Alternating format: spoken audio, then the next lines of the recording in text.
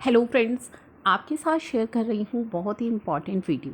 दोस्तों, अगस्त 2020 GSTR 3B से related हम इस वीडियो में डिस्कशन करेंगे। तो चलिए स्टार्ट करते हैं वीडियो को। चैनल को सब्सक्राइब करना मत भूलिएगा सभी इम्पॉर्टेंट अपडेट्स के लिए। तो अगस्त 20 GSTR 3B में ITC क्लेम करने के लिए आपको बहुत ही ज़्यादा केयरफुल रहना है। जी हाँ, मैं आपको लेकर के आई हूँ GST टेक के ट्विटर अकाउंट पर, और यहाँ पे इन्होंने कहा है कि जो GSTR 2B है अगस्त 2020 के लिए वो पोर्टल पर अवेलेबल हो चुकी है।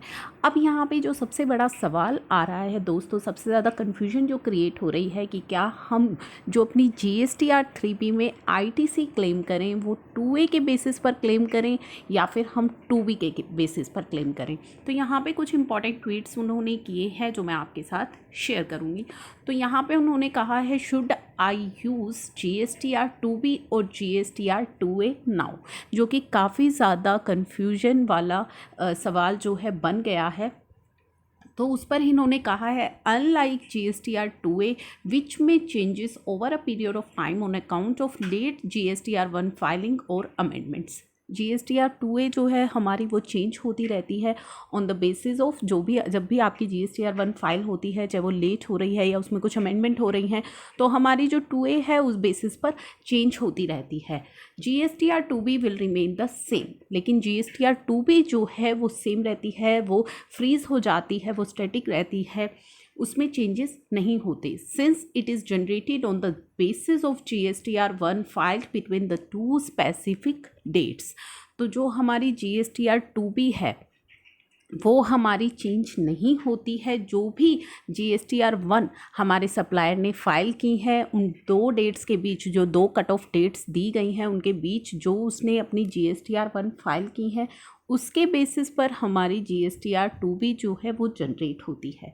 Therefore taxpayers are advised to refer GSTR 2B for availing credit in GSTR 3B। तो यहाँ पे ये कह रहे हैं कि आपको एडवाइस किया जा रहा है कि आप जब अपनी GSTR 3B फाइल करें तो आप अपनी GSTR 2B को रेफ़र करें।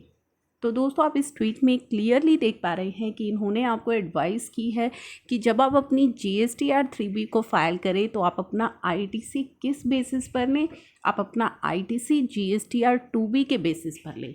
However, in case of additional details they may refer to their respective GSTR 2A which is updated on near real time basis for more details. तो आप कुछ ज़्यादा डिटेल्स के लिए या कुछ मैचिंग के लिए आप अपनी GSTR 2A को भी रेफ़र कर सकते हैं। There is no statutory requirement to reconcile 2A and 2B। तो ऐसी कोई स्टेट्यूटरी रिक्वायरमेंट नहीं है कि आप अपनी 2A या 2B को रिकनसाइल करें, लेकिन आप अपनी ईज़ के लिए उन्हें रिकनसाइल भी कर सकते हैं। तो यहाँ पे तो इन्होंने क्लियर किया है कि आप अपनी 2B को बेस लेकर के जो है अपनी GSTR 3B का ITC ले लीजिए। अब सवाल यहाँ पे आता है कि अगर मान लीजिए आप अपनी 2B को बेस लेकर के अपना ITC क्लेम करेंगे तो आपको कुछ चीज़ों का ध्यान रखना है, क्योंकि हमारी जो 2B है उसको जनरेट होने की जो कट ऑफ डेट्स दी गई हैं उनको भी आपको ध्यान रखना है। साथ ही इन्होंने कुछ इंपॉर्टेंट ट्वीट भी किए हैं कि जो हमारी GSTR 2B है वो कब जनरेट होगी। तो it will be made available for each month on the 12th of succeeding month, यानी कि जुलाई के लिए ये जनरेट होगी 12 अगस्त को। तो इस तरीके से नेक्स्ट 12th को आपकी जो 2B है वो जनरेट होती रहेगी। तो ये चीज़ें हैं जो GSTR 2B को लेकर के इन्होंने कुछ चीज़ें क्लियर की हैं। नाउ अब हम बात करेंगे अपने ITC की। तो दोस्तों, जब आप GSTR 2B को बेस लेकर के अपनी GSTR 3B को फाइल करने बैठोगे तो आपको कुछ चीज़ों का ख्याल रखना है। क्या चीज़ें हैं जो आपको माइंड में रखनी है? सबसे पहले, taxpayer reconcile data generated in 2B with their own records and books of accounts. तो 2B के अंदर जो भी डाटा आपका आया है आपको वो अपनी बुक से मैच करना है। Using this reconciliation, they can file their 3B and they can ensure that no credit is taken twice, कि कोई क्रेडिट आप दो बार ना ले लें। फॉर एग्जाम्पल दोस्तों, जो आपको कट ऑफ डेट दी गई है कि इस डेट से इस डेट तक की जो आपकी GSTR 1 फाइलिंग है उसके बेसिस पर आपकी 2B जनरेट हो रही है। तो हो सकता है आपकी कोई पिछली GSTR 1, फॉर एग्जांपल आपकी कोई मई की GSTR 1 आपने इस दौरान फाइल की हो, जिसका जो ITC है वो आपको 2B में रिफ्लेक्ट होगा, लेकिन आप उसका ITC ऑलरेडी मई में ले चुके हैं। तो ये चीज़ें आपको ध्यान रखनी है, ये मैचिंग आपको कर लेनी है।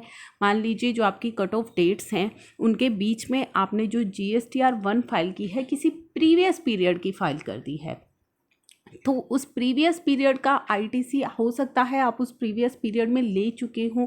जैसा कि मैंने अभी एग्जांपल दिया है कि अगर मई की GSTR 1 आपने इस दौरान फाइल की है, लेकिन मई का जो ITC है वो आप मई में ले चुके हैं, तो वो ITC आपको दोबारा से नहीं लेना है। तो जब आप अपनी GSTR 3B फाइल करें तो आपको इन सभी चीज़ों का ध्यान रखना है। जब आप अपनी GSTR 2B को बेस लेकर के ITC लेंगे तो प्रॉपर मैचिंग आपको करनी है कि कौन कौन सी GSTR 1 इस पीरियड में फ़ाइल की गई हैं, उन्हीं के बेसिस पर आपको अपनी मैचिंग करनी है। नेक्स्ट वो है कि credit is reversed as per low. Next आपको ध्यान रखना है tax on reverse charge basis is paid. तो ये सभी चीज़ें हैं जो आपको ध्यान रखनी है जब आप अपनी GSTR 3B को फाइल करेंगे। अब यहाँ पे यही है कि GSTR 2B जो है वो आपकी ऑटो ड्राफ्टेड स्टेटमेंट है जो कि आपकी बन रही है GSTR 1, GSTR 5 एंड GSTR 6 जो आपकी सप्लायर ने आपकी फ़ाइल की है उस बेसिस पर। तो ये कुछ चीज़ें थी जो मैंने आपके साथ शेयर की है कि जब आप अपनी GSTR 3B को फाइल करेंगे तो कौन सा है GSTR 2A या 2B जिसको आपको बेस लेना है। तो GST टेक का कहना है कि आप अपनी GSTR 2B को बेस लीजिए, और GSTR 2B को अगर आप बेस लेते हैं तो फिर आपको किन चीज़ों का ध्यान रखना है कि आप कोई डुप्लीकेट ITC ना ले रहे हों जो कि पहले आप ले चुके हैं, और इस कट ऑफ डेट के दौरान आपका सप्लायर जो है अपनी GSTR 1 फाइल कर चुका है तो आपको वो दोबारा से रिफ्लेक्ट हो रहा है, तो आप उसको गलती से दोबारा से ना लेने। तो ये चीज़ें हैं छोटी छोटी जो आपको ध्यान रखनी है जब आप अपनी GSTR 3B फाइल करेंगे, वरना जो आप अपना ITC क्लेम करेंगे उसमें आपसे गलतियां हो सकती हैं। तो बहुत ही केयरफुल रहना है आपको अपनी GSTR 3B फाइलिंग के समय।